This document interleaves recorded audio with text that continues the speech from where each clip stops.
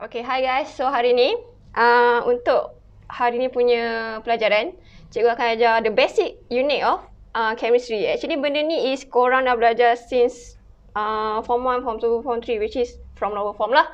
So, the first one, the basic concept is for chemistry is korang kena belajar pasal jirim. Or English kita bagi sebagai matter. So, jirim ataupun matter adalah for non-living things ataupun benda-benda bukan hidup. So, kalau kita ingat balik, kita belajar sains dulu kan. So, bila kita belajar sains dulu, unit asas untuk benda-benda hidup adalah sel. So, tapi kalau untuk bukan benda hidup adalah atom. So, tak apa, cikgu kena terangkan dulu pasal jirim.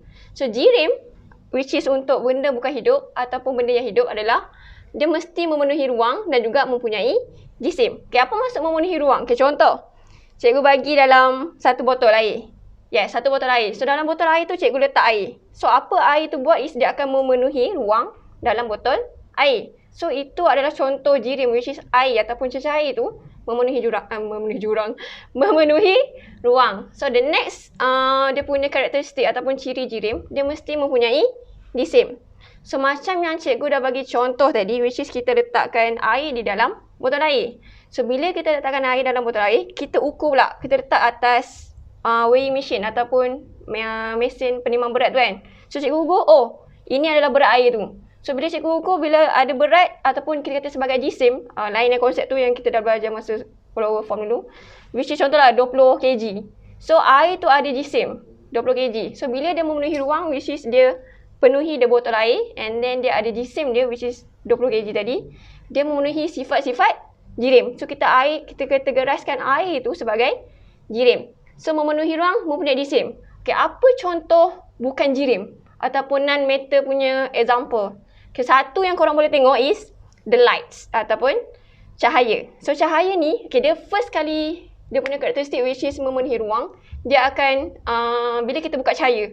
So, what happen is, cahaya tu akan penuhi satu bilik ataupun satu ruang tu lah. So, dia memenuhi the first karakteristik ataupun ciri yang pertama. Masalahnya, ciri yang kedua, which is mempunyai jisim. Kita boleh tak nak ukur, cahaya ni berat 20 kg, cahaya ni berat 1 gram. So, tak boleh. So, untuk the first characteristic ataupun, the second characteristic ataupun ciri yang kedua ni, cahaya tak memenuhi ciri-ciri tu. So, kita tak kategoriskan cahaya tu sebagai jirim ataupun matter. Yes. So, itu adalah ciri-ciri jirim. So, actually kalau kita belajar untuk chemistry, we have 3 types ataupun 3 jenis jirim. So, the first one is atom, the second one is molecule, the third one is ion. So, jangan confusekan jenis jirim dengan keadaan jirim. So, benda ni is familiar atau untuk budak-budak yang ataupun student-student yang baru masuk untuk kata science stream lah. Sebabnya kadang-kadang tu bila kita tanya jenis jirim ataupun type of matter, dia bagi jawab pepejal. Ni yang kita biasa dengar dulu kan, pepejal, cecair, or gas. So actually 3 ni is not jenis jirim. Ni kita kata sebagai keadaan jirim. Yes, so keadaan jirim. So keadaan maksudnya kat sini sama ada jirim tu dalam keadaan pepejal ataupun keadaan cecair ataupun keadaan gas. Tapi kalau jenis 3 ni sahaja, which is atom, molecule and ion. And then kalau kita pernah dengar lah, maybe kalau molekul dengan ion ni maybe korang tak pernah dengar. Atom ni for sure lah korang pernah dengar. Sebab apa? Contoh tadi cikgu cakap pepejal kan. So kalau ikutkan kita belajar sains masa form 1, form 2, form 3 tu, dia akan suruh korang lukis susunan atom dalam pepejal ataupun susunan zarah dalam pepejal. So susunan zarah dalam pepejal, okay, contohnya this one. Yes, this one adalah susunan zarah dalam pepejal ataupun susunan atom dalam pepejal. So, korang akan lukis susunan tu rapat-rapat.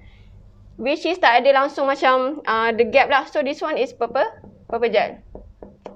So, susunan atom dalam pepejal. Okay, contoh pepejal is banyak lah. Contoh yang paling korang selalu pegang, korang punya phone.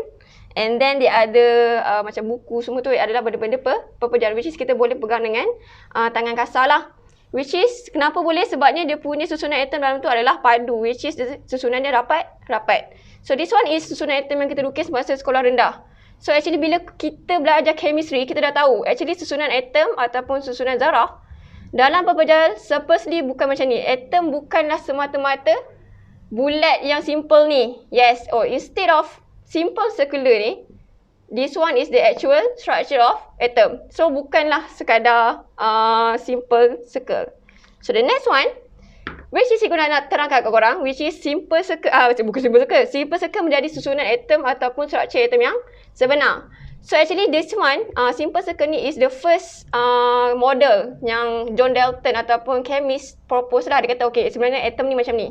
So actually further the discoveries, so semakin banyak chemist macam dah discover, actually bukan seperti yang the first proposal ni lah. So actually benda ni adalah this one. This one is the actual structure of atom.